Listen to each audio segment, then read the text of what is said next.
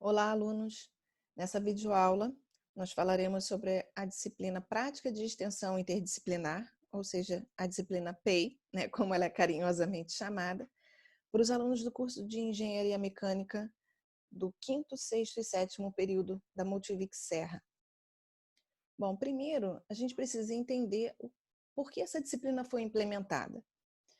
Então, existe a situação de que em alguns cursos há uma certa dificuldade de implementar a extensão. Então, de acordo com essas diretrizes, né, que foram estabelecidas, é necessário que o aluno dos cursos, né, de qualquer curso, ele tenha a oportunidade de levar para a comunidade o que ele vem aprendendo ao longo do curso, para que essa disciplina, para que o curso, né, em si, ele seja o mais produtivo possível e que o aluno consiga chegar ao término do seu curso entendendo o que é a sua profissão. Bom, para isso a gente precisa entender qual é o conceito de extensão. Extensão em sua indissolubilidade com ensino e pesquisa, ou seja, eu não consigo separar extensão com ensino e pesquisa. Né? Geralmente a gente sempre trata os três juntos porque eles estão interligados. Então, a definição de extensão são atividades práticas que envolvem alunos, professores e técnicos e visam levar para a sociedade o conhecimento produzido na faculdade em forma de soluções para o seu desenvolvimento. Ou seja, a extensão ela é feita por alunos, professores e técnicos. E a gente vai prestar um serviço à sociedade, de forma que a gente consiga fazer com que o aluno tenha a oportunidade de vivenciar fora da instituição o que ele acabou aprendendo em sala de aula. Por que nós deveremos fazer extensão?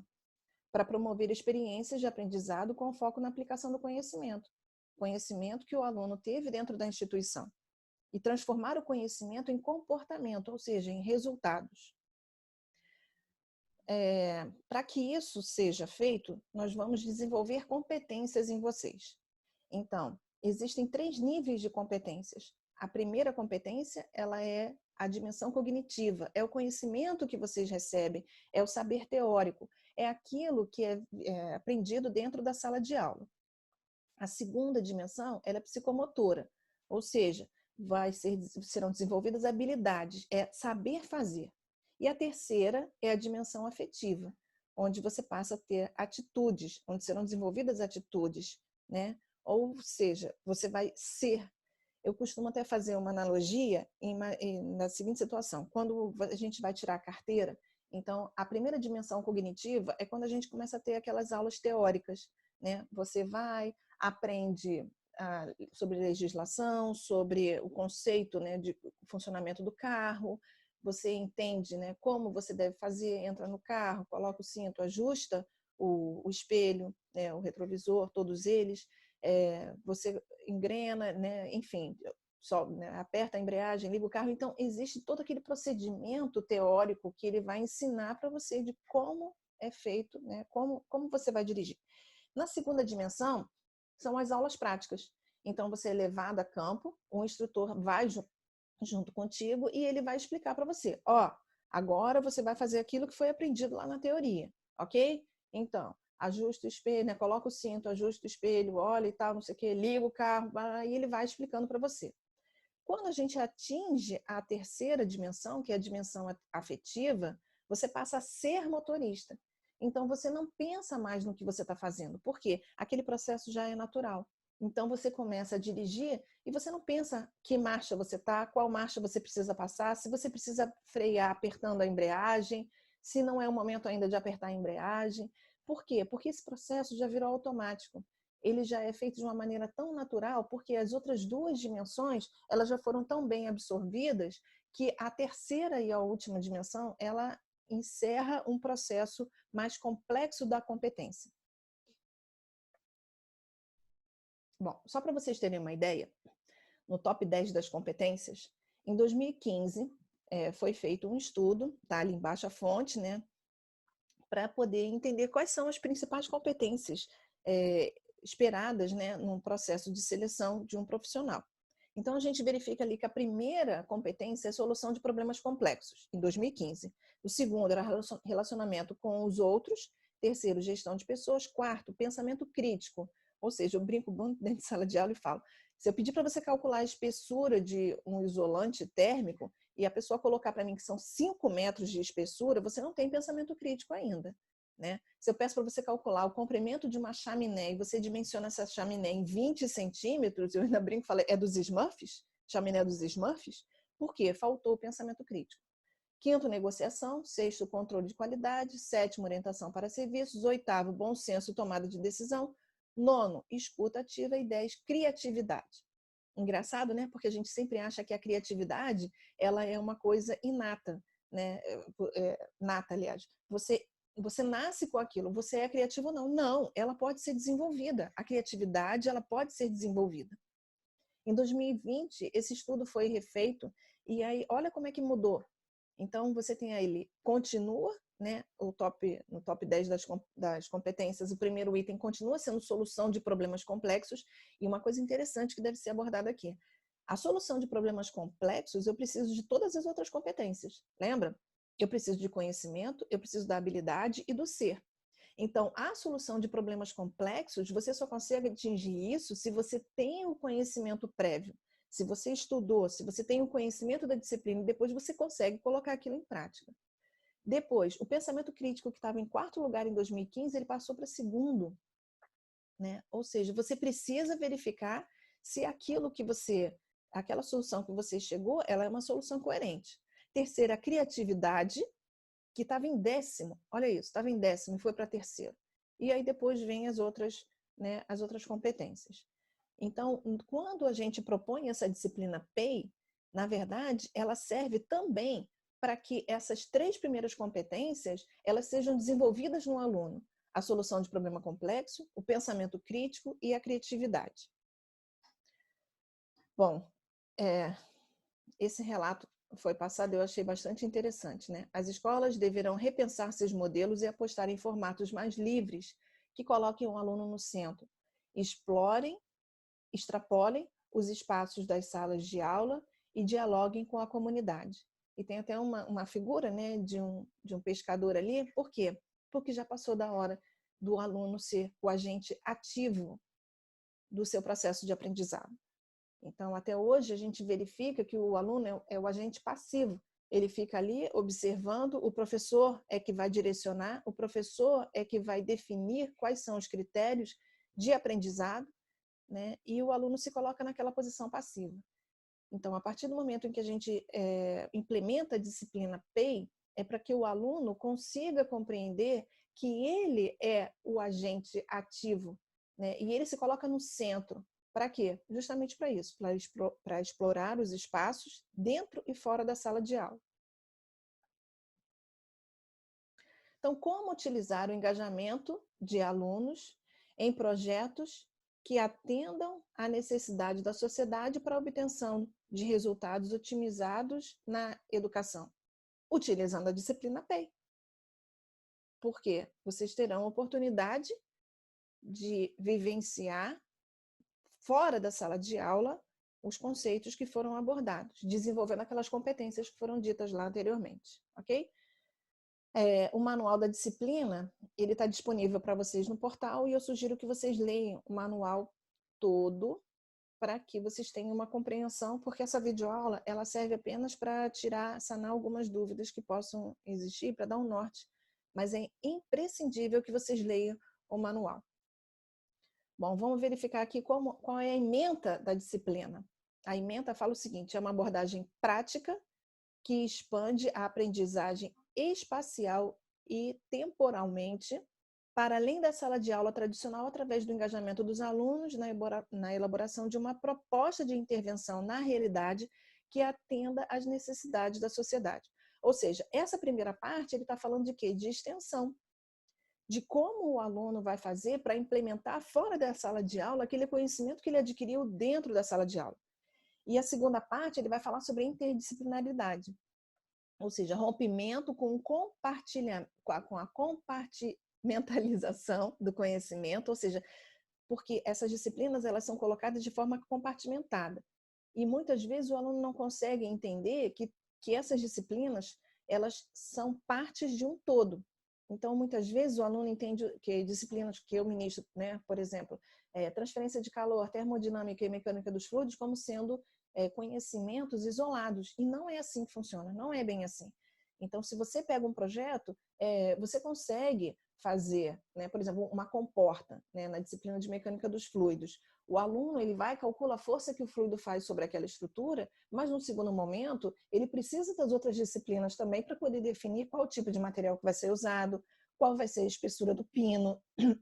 Então, continuando aqui, relacionando os diversos conteúdos abordados no semestre por meio da temática central sustentabilidade. A sustentabilidade a gente vai abordar agora esse semestre, partindo de uma compreensão da totalidade, ok? Então, o modelo educativo proposto, né, a disciplina apresenta um modelo educativo diferenciado, pois promove experiências de aprendizado com foco na aplicação do conhecimento. Então, vocês vão poder levar para a sociedade aquilo que foi aprendido em sala de aula.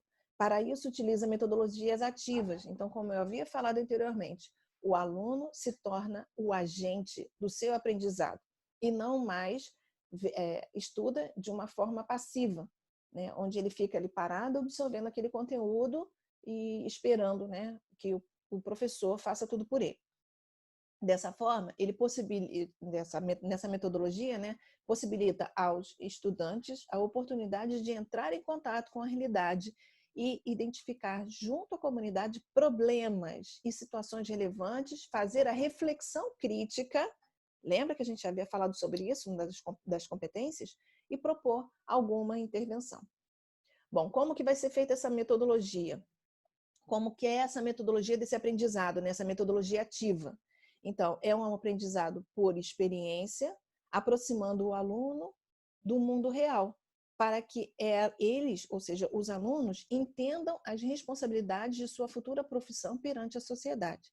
Então, é um estágio, é uma forma de vocês conseguirem compreender quais são essas responsabilidades, porque às vezes ao longo do curso a gente fica muito preso ali na nossa bolha, né? Não tendo contato com outras pessoas e tendo até uma certa dificuldade para poder entender qual é o verdadeiro papel, né, do engenheiro. Bom, serão propostas aqui 6 etapas. Então, a primeira etapa vai ser o check-in, é a apresentação da temática central, que no caso é sustentabilidade, né, do período e das questões norteadoras de cada disciplina do semestre. Então, as 4 questões norteadoras foram apresentadas anteriormente, né, de acordo com as disciplinas que vocês estão cursando esse semestre. A divisão das equipes de trabalho, essas equipes são compostas de 6 a 8 alunos e elas deverão já terem sido formadas. A apresentação dos possíveis cenários reais de aprendizado. Onde pode ser feito isso? Nas escolas, nos asilos, nas empresas, nas unidades básicas de saúde, hospitais, associações, centros comunitários. Então, existe uma série de cenários onde você pode implementar, né, o projeto de vocês. E dos elementos do portfólio reflexivo. Esse portfólio reflexivo vai ser um instrumento de avaliação, como eu havia dito anteriormente, daqui a pouco a gente vai abordar ele de uma forma mais detalhada. A segunda etapa são as coordenadas, onde vai ser definido o local para a realização da proposta de intervenção, a carta-contrato, onde ela firma parceria, compromisso e segurança, e o cronograma da execução. Então, é muito importante nessa segunda, né, etapa, que são as coordenadas, para que vocês consigam se organizar melhor. A terceira etapa é o diagnóstico ou empatia, né? O que é empatia? Você se colocar no lugar do outro. Então, o primeiro contato, a experiência vivenciada no cenário real, a intervenção com o usuário. A gente usa essa palavra empatia porque realmente é de muita relevância que a gente se coloque no lugar do outro para poder entender melhor as necessidades, para poder entender melhor como a gente pode intervir para solucionar aquele problema. E é nessa terceira etapa também que vai ser feito o diagnóstico da situação problema, ou seja, vai ser direcionada pelas questões norteadoras que foram apresentadas anteriormente com base nas disciplinas que vocês estão cursando. A quarta etapa vai ser a idealização. Ela é a elaboração do plano de ação para a solução do problema aplicando os conhecimentos abordados na disciplina desse semestre do curso de Engenharia Mecânica. No quinto é delivery, ou seja, a entrega. Então, nessa etapa vai ser feita a entrega do plano de ação para os parceiros e execução do cenário real, ou seja, a execução do serviço, da inovação, né, do produto, do que vai ser entregue no final do projeto da disciplina. Aqui também vai ser feita a avaliação da satisfação dos parceiros, ou seja, da comunidade e ou da instituição que vai ser assistida. E a última etapa é o check-out, ou seja, é a apresentação do portfólio reflexivo, que é um instrumento de avaliação, né, com todas as etapas: a introdução, o problema, o objetivo, a metodologia, o relato de experiência e as considerações finais. Essas são as questões norteadoras. Eu falei toda hora que elas já tinham sido apresentadas, mas não, né? Ela está sendo apresentada agora. Essas questões norteadoras, elas são relacionadas com as disciplinas que vocês estão tendo agora nesse semestre. Então, vamos dar uma olhadinha aqui, nesse quadro ao lado, tá vendo? As questões norteadoras. Então, elas buscam dar significado ao assunto abordado em sala de aula, objetivando a aplicação do conhecimento.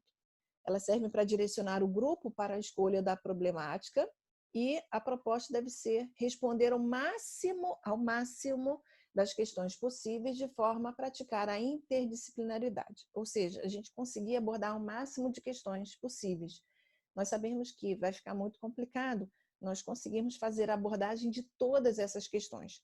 Fica muito complexo, mas é interessante que o grupo, na hora que definir o problema, tente relacionar ao máximo, né, essas questões norteadoras. Então, quais serão elas? Bom, a primeira a gente vai relacionar com a disciplina de máquinas térmicas. E o objetivo vai ser como uma análise de energia desperdiçada nos processos do ambiente selecionado pode gerar um processo mais eficiente. No caso de automação industrial, existem processos no ambiente que possam ser automatizados para melhorar a sustentabilidade da empresa? Esta automatização irá melhorar a qualidade do trabalho do empregado? A terceira disciplina é tecnologia mecânica. E a pergunta é: quais as ferramentas e processos de usinagem que possam ser adotados para auxiliar no ambiente, utilizando e melhorando a qualidade do produto ou do serviço?